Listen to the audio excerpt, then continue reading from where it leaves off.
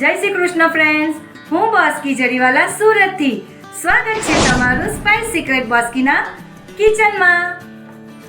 આજે આપણે બનાવીશું નાયલોન ખમણ.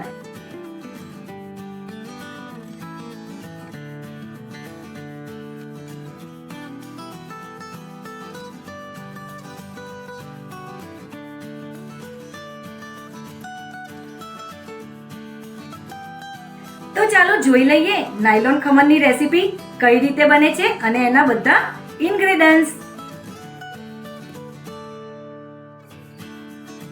નાયલોન ખમણ બનાવવા માટે અડધી ચમચી કુકિંગ સોડા, 1 ચમચી બેકિંગ સોડા, મીઠું સ્વાદ પ્રમાણે, 1 ચમચી લીંબુના ફૂલ, ખાંડ, હળદર, રાઈ, કોથમીર, મરચાં અને ચાસણી માટે ખાંડ. આ બધી સામગ્રીઓમાંથી બનાવીશું નાયલોન ખમણ.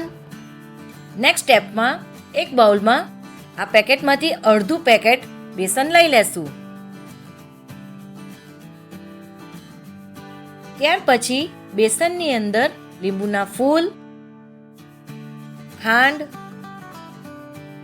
મીઠું અને હળદર નાખી બધું મિક્સ કરીને પાણી નાખીને હલાવી દેશું. પાણી નાખ્યા પછી બેસનને એક જ ડાયરેક્શનમાં હલાવતા રહેશું. આ રીતે આપણે નાયલોન ખમણનું ખીરું તૈયાર કરીશું. હવે આ બેસનના ખીરાને ઢાંકી દેશું જેથી ખાંડ અને ખટાશ પરફેક્ટ એવી ઓગળી જાય અને ખીરા સાથે મિક્સ થઈ જાય. હવે આ ખીરાને 10 મિનિટ રહેવા દેશું. નેક્સ્ટ સ્ટેપમાં નાયલોન ખમણ માટેની ચાસણી બનાવવા માટે એક તપેલીમાં પાણી નાખી પાણીને ગરમ થવા દેશું. હવે ગરમ પાણીમાં ખાંડ નાખી ચાસણી બનાવવા મૂકી દેશું. જો તમે મારી ચેનલને હજી સુધી સબસ્ક્રાઇબ નથી કરી તો મારી ચેનલને ઝડપથી સબસ્ક્રાઇબ કરી લો. આપ જોઈ શકો છો ચાસણી બનીને તૈયાર છે. તો હવે નેક્સ્ટ સ્ટેપમાં નાયલોન ખમણ બનાવવા માટે એક થાળીમાં થોડું તેલ નાખી તેલને સ્પ્રેડ કરી દેશું.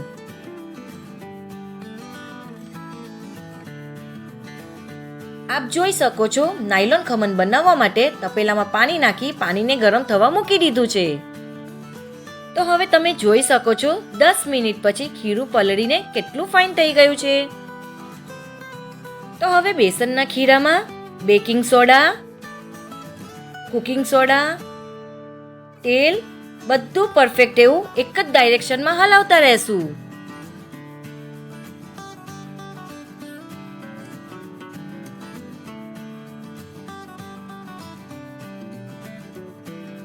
તો તમે જોઈ શકો છો નાયલોન ખમણ માટેનું ખીરું કેટલું ફાઇન ફૂલી ગયું છે. તો હવે એને એક થાળીમાં કાઢી નાખશું. નેક્સ્ટ સ્ટેપમાં આ થાળીને સ્ટીમરમાં મૂકી દેશું.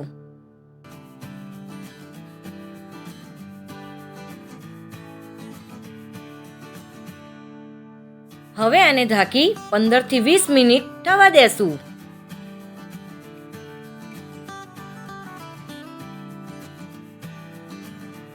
તો હવે જોઈ લઈએ નાયલોન ખમણ બન્યા છે કે નહીં.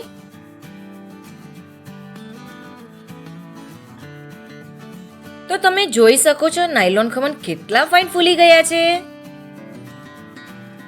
તો હવે નાયલોન ખમણ બની ગયા છે તો એને સાઈડ ઉપર ઉતારીને ઠંડુ પડવા દેશું.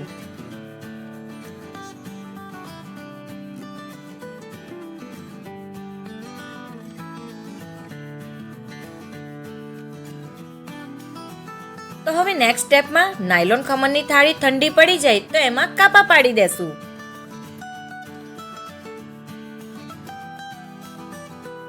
નાયલોન ખમણમાં કાપા પાડ્યા પછી તૈયારી કરીશું નાયલોન ખમણ માટેનો વઘાર કરવાની. મરચાં કાપી નાખ્યા છે તો વઘાર કરી લઈએ. નેક્સ્ટ સ્ટેપમાં વઘારિયામાં થોડું તેલ નાખી તેલને ગરમ થવા દેશું. તેલ ગરમ થઈ ગયા પછી એમાં રાઈ નાખી રાઈને તતડવા દેશું. રાઈ તતડી ગયા પછી એમાં મરચાં નાખી દેશું. નેક્સ્ટ સ્ટેપમાં રાઈ અને મરચાંના વઘારને ચાસણીમાં નાખી દેશું.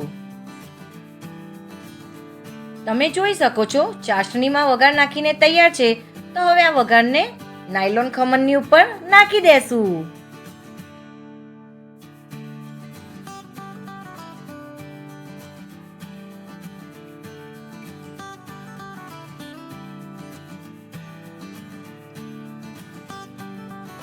તો તૈયાર છે નાયલોન ખમણ.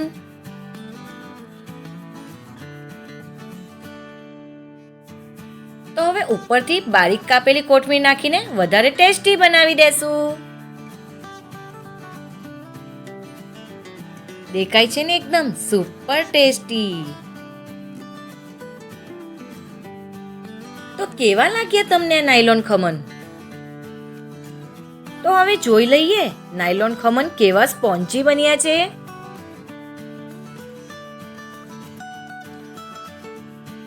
તો તમે જોઈ શકો છો કેવા સોફ્ટ અને જાળીદાર બન્યા છે. તો ફાઇનલી ટાઈમ થયો પ્લેટિંગનો.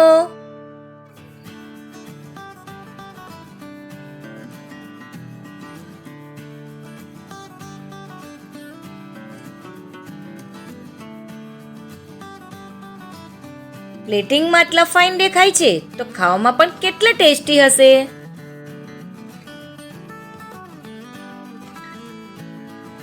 તો આવી ગયું ને મોઢામાં પાણી.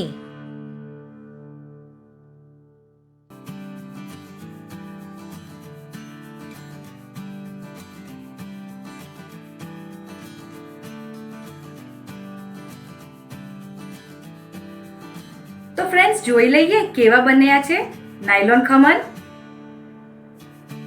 જુઓ એકદમ ફાઇન સ્પોન્જી બન્યા છે ને એકદમ સોફ્ટ. તો તમને કેવા લાગ્યા મારા નાયલોન ખમણ?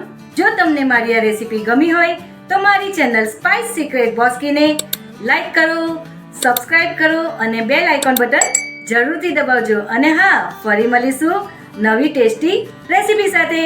જય શ્રી કૃષ્ણ.